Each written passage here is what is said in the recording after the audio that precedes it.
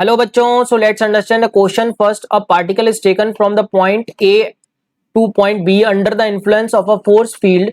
Now it is taken back from B to A and it is observed that work done in taking the particle from A to B is not equal to the work done in taking it from B to A. If WNC and WC is the work done by non-conservative and conservative forces present in the system, then del U is the change in the potential energy, then delta K is the change in kinetic energy. Then we have to find some relations. ठीक है बच्चों। यहाँ पर बच्चों situation दे रखी है हमको, एक पॉइंट एक पार्टिकल को हम ए से बी ले गए, इस तरीके से ए से बी ले गए मान लेते हैं, तो एंड देन वापस बी से ए ले लाए इस तरीके से। तो जो वो ए से बी वर्क W1 है और बी से W2 वर्क है, तो W1 और W2 इक्वल नहीं दे रखे हैं।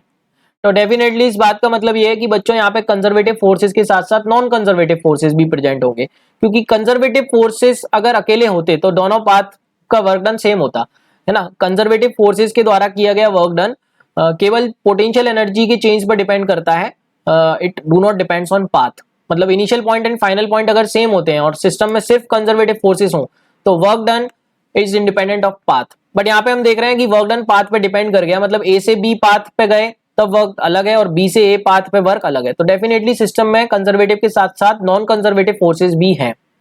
अब बच्चों अगर हम वर्क एनर्जी थ्योरम यूज करें, ठीक है, वर्क एनर्जी थ्योरम, तो वर्क एनर्जी थ्योरम क्या बोलता है? Work done by all forces is equals to change in kinetic energy. अब ऑल फोर्सेज का मतलब क्या होता है बच्चों? कंजर्वेटिव फोर्स ले लो, नॉन कंजर्वेटिव फोर्स ले लो, तो सबका वर्क डन किसके इक्वल होगा? Change in kinetic energy. तो एक चीज तो हम ये बोल सकते हैं।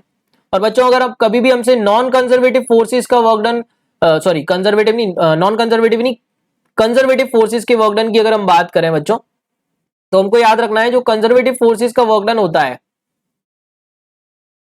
That is always equal to minus times of del U. Del U means change in potential energy. तो कंजर्वेटिव फोर्सेस का वर्क डन हमेशा क्या होगा? Minus del U. ये भी हमको याद रखना है। तो बच्चों यहाँ पे अगर हम सब्स्टिट्यूट करेंगे तो minus del U plus work done by non conservative forces, ये किसके इक्वल आ जाएगा? हमारा डेल्टा के। ठीक है बच्चों, सो ये हमारे पास रिजल्ट है, हम चेक कर लेते हैं। तो पहला ऑप्शन क्या बोल रहा है? WNC minus del U equals to del K. बिल्कुल सही बात है बच्चों, डेल्टा के को इन्होंने डेल्टा के ले रखा है, एक ही बात है। तो फर्स्ट ऑप्शन सही हो गया। सेकंड ऑप्शन हम देख सकते हैं W conservative is always equals to minus del U. And third option conservative plus non conservative work done by all forces equals to change in kinetic energy, जो कि work energy theorem का statement है। So ये तीनों statement सही हो गए। And fourth option गलत हो जाएगा बच्चों, क्योंकि अभी हमने देखा WNC माइनस डेल यू तो डेल के इक्वल है, तो ये गलत हो गया। So first, second, third are correct answer. I hope you got the concept. Thank you so much and all the very best.